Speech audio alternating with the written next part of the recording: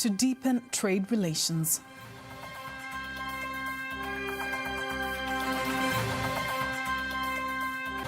Digital hub to amplify diaspora economic engagement.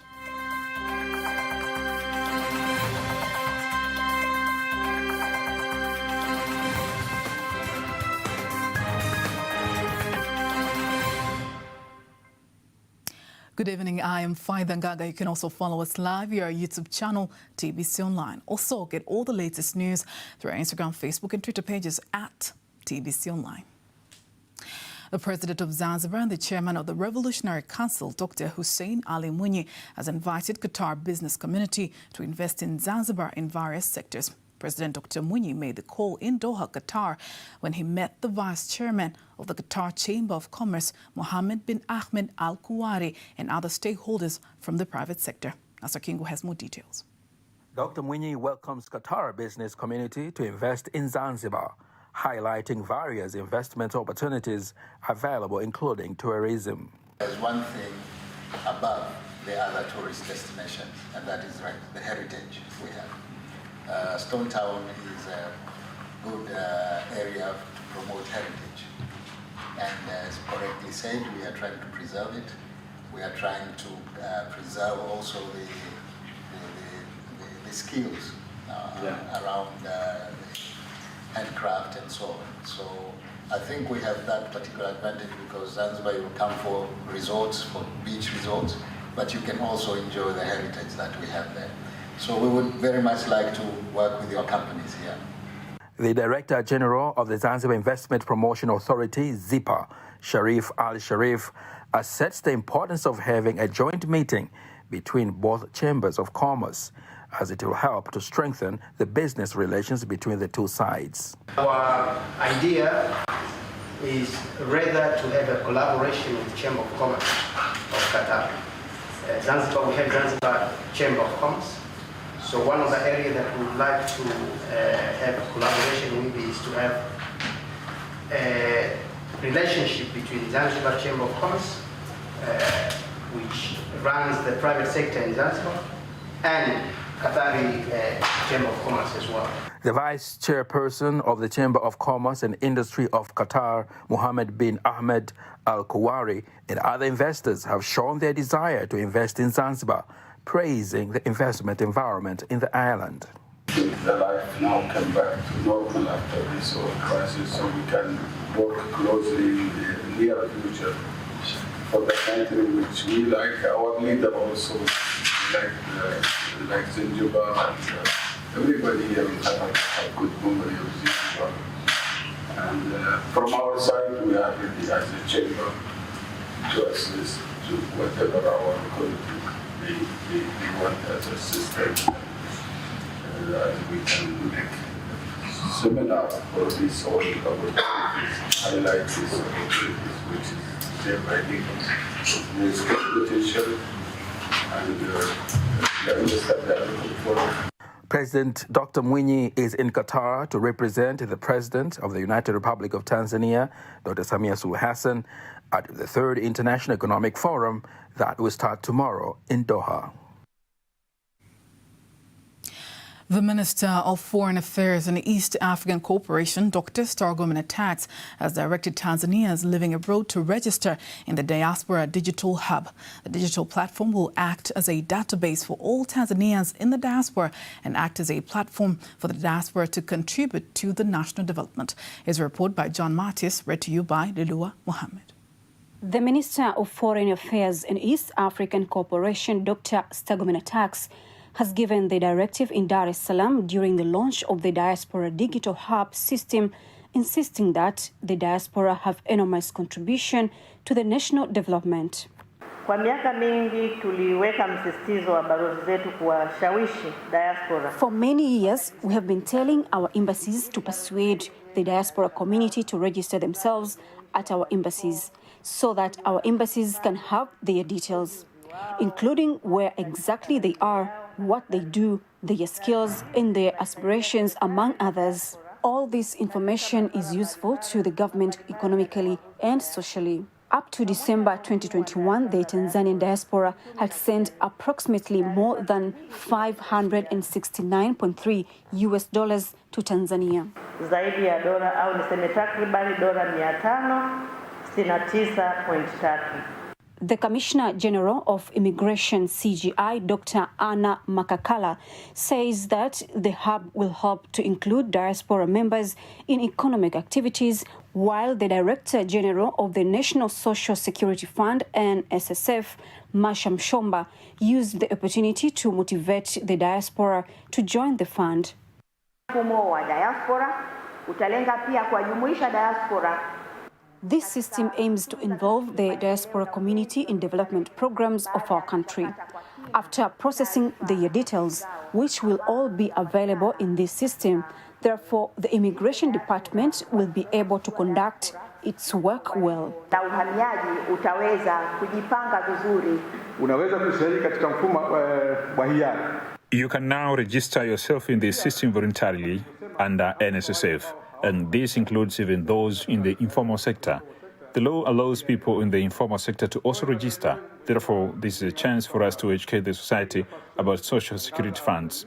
Tangaza au kuelimisha wananchi pia kuhusu hifadhi ya jamii.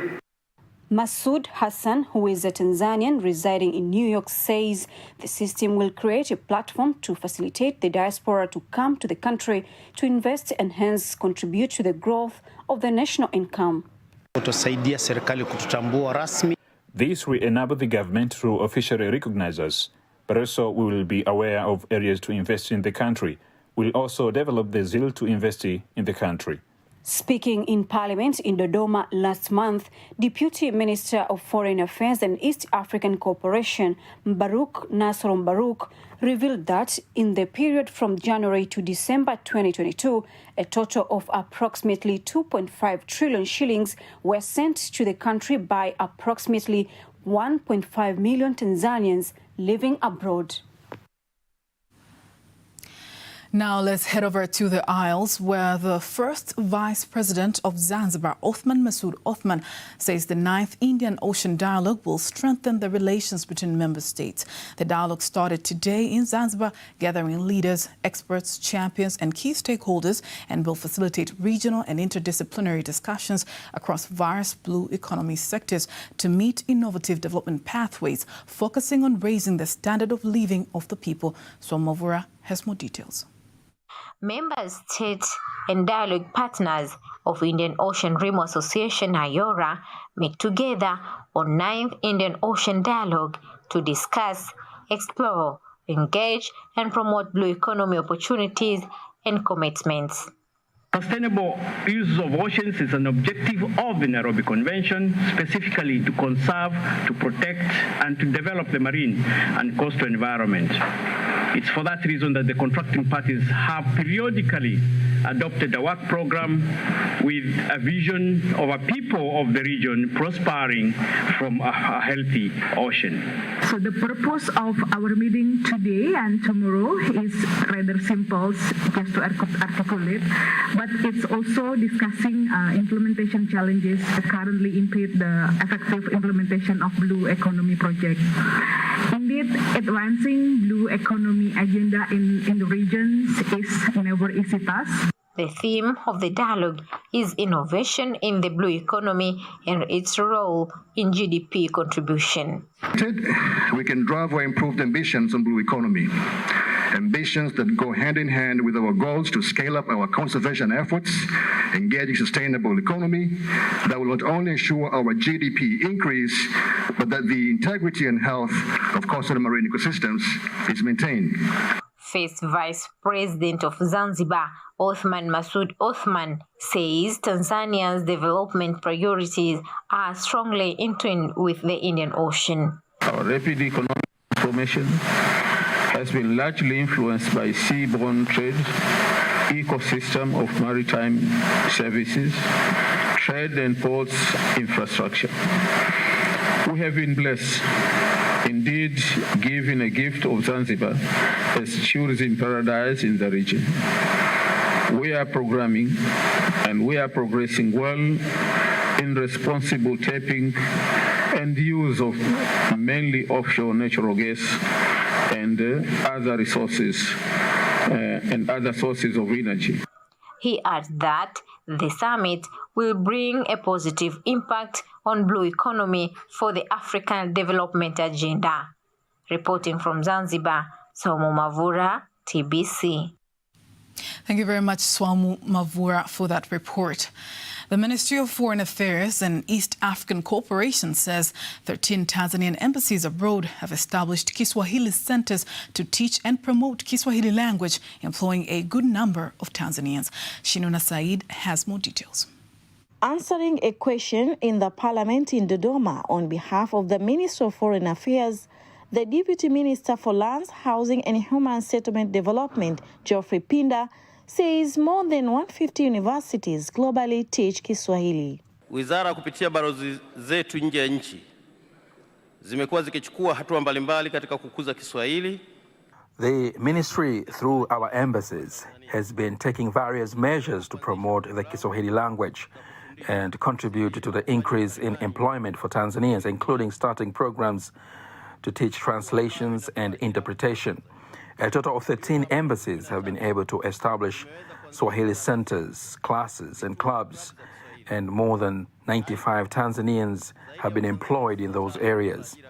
Also, more than 50 private colleges and centers teach Swahili around the world. Currently, the Tanzanian Swahili Council, BAKITA, has been given the task of teaching 10 diaspora teachers in our embassy in Abu Dhabi.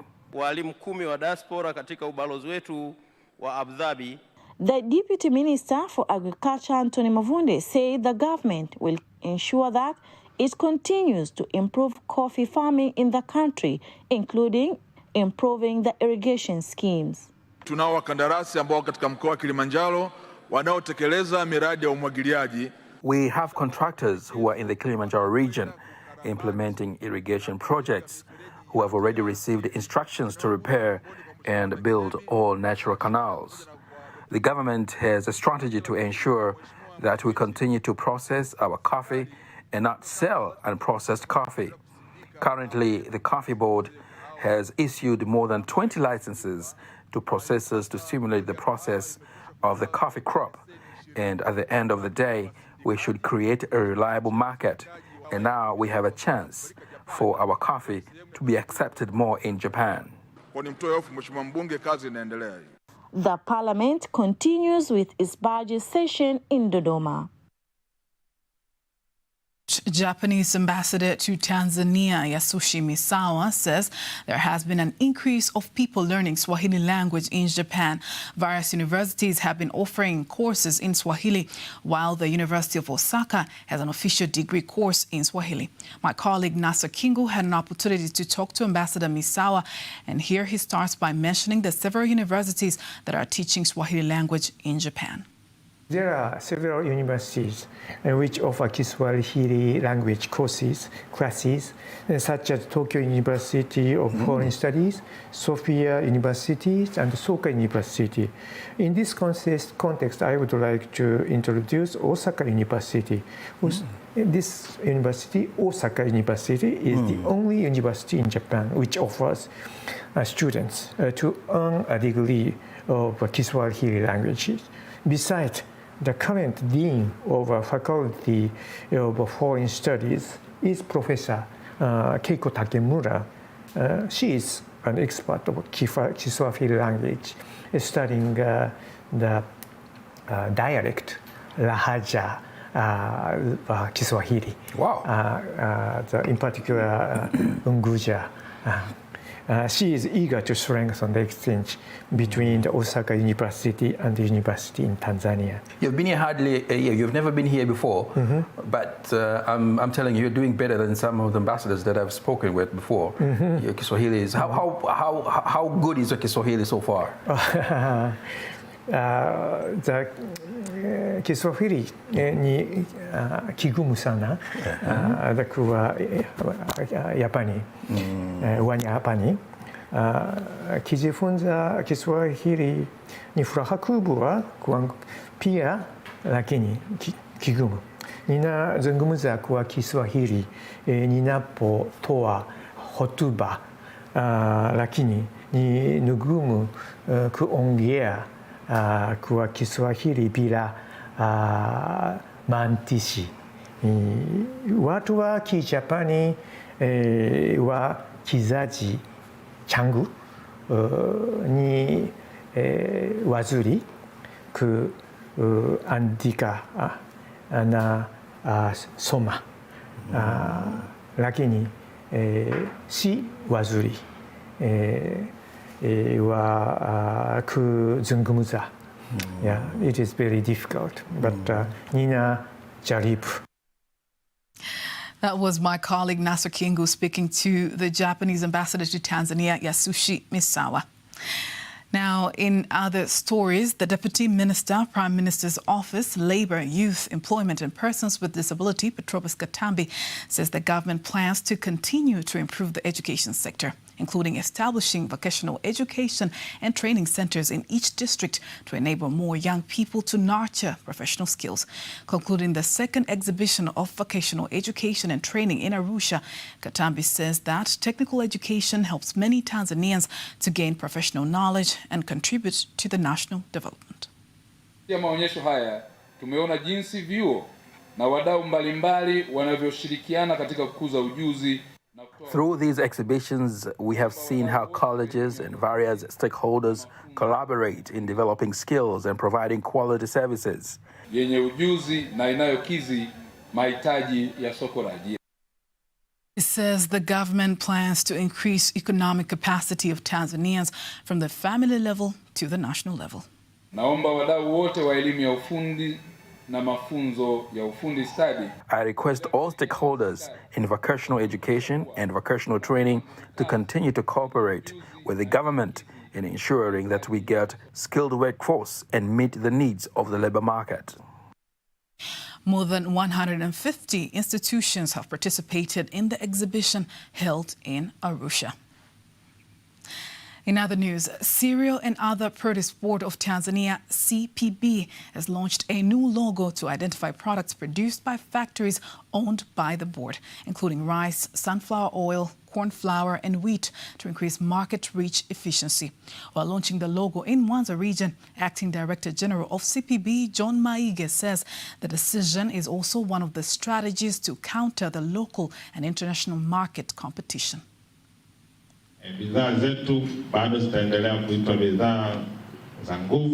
Our products remain to be of great quality.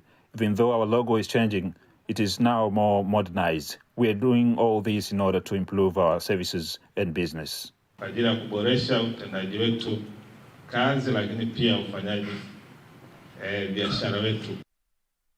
Before the launch of the logo, the products produced by the board were using the former National Milling Corporation logo.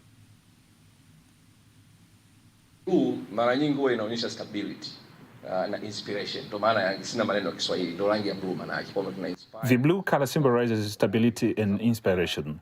We aim to establish a new mindset and a new way of doing things. That's generally the meaning of a new logo. You might think a logo is not something huge, but it actually means a lot. It's like saying, we are coming after you. Kwamba tunakuja tunakufuata. Yani we are coming after you. Kama tulikuwa tunatoka nyuma sasa tunakuja. According to the board chairman, Salum Awadh, the board currently has assets worth 74 billion shillings, while it has debts amounting to 4.5 billion shillings. The Dar es Salaam Stock Exchange Acting Director Mary Muniwasa says DSE has conducted training on investor relations for brokers and other business officers of companies listed in the market, aiming to increase liquidity and sustainability of the market. She gave the remarks during the closing ceremony of the training in Dar es Salaam. Rehema Sababili has more details.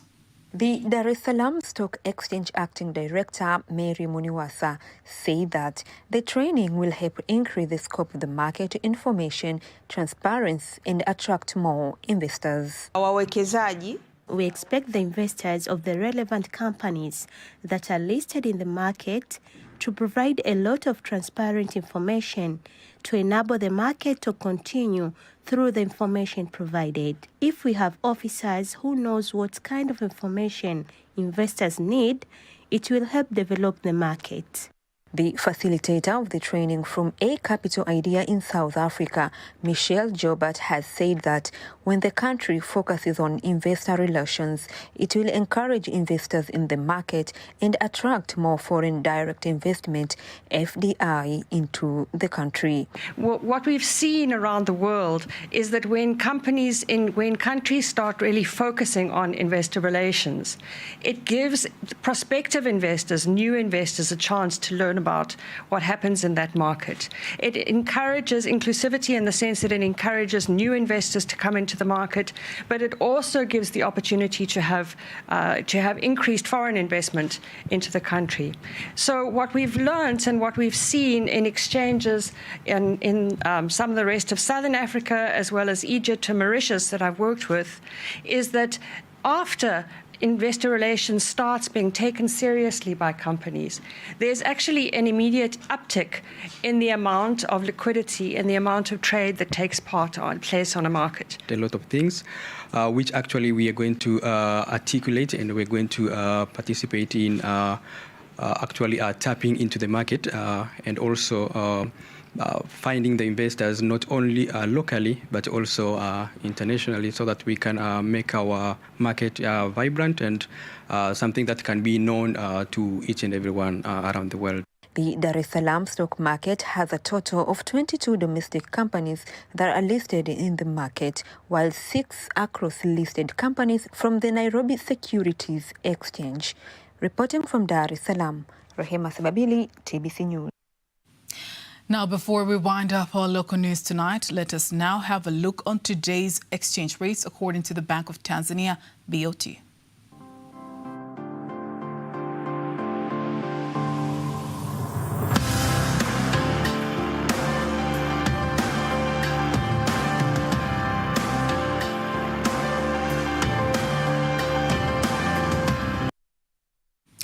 Don't miss TBC News every weekday to know all the latest in exchange rates. Time now for all the latest in international news.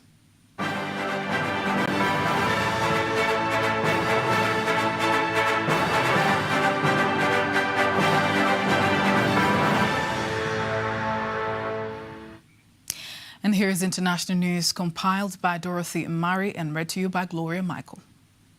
Africa's biggest oil refinery has been opened in Nigeria, where it is hoped it will alleviate chronic fuel shortages. Speaking at the inauguration ceremony, President Muhammadu Buhari of Nigeria says it's a game changer for the Nigerian people. The refinery, worth $19 billion, has the capacity to produce about 650,000 barrels of petroleum products a day, more than enough to supply the country's needs. The project, launched in 2017, is located in Lagos State with the size of about 130 football fields and is not expected to operate at full capacity until 2024. The Jubilee Party in Kenya has announced new appointees to its National Executive Council NEC board.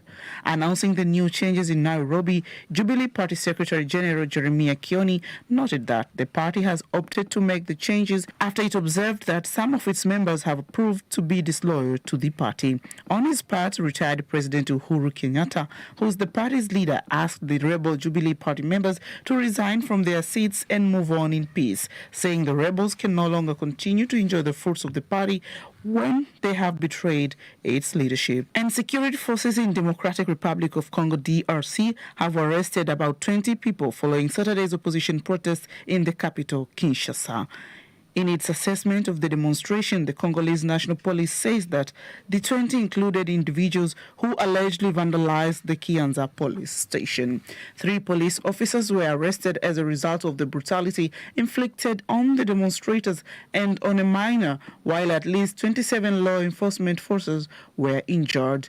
The demonstrations were organized by 4 opposition parties to protest against the high cost of living, widespread insecurity in the eastern part of the country, and the lack of transparency in the preparations for the elections scheduled for December.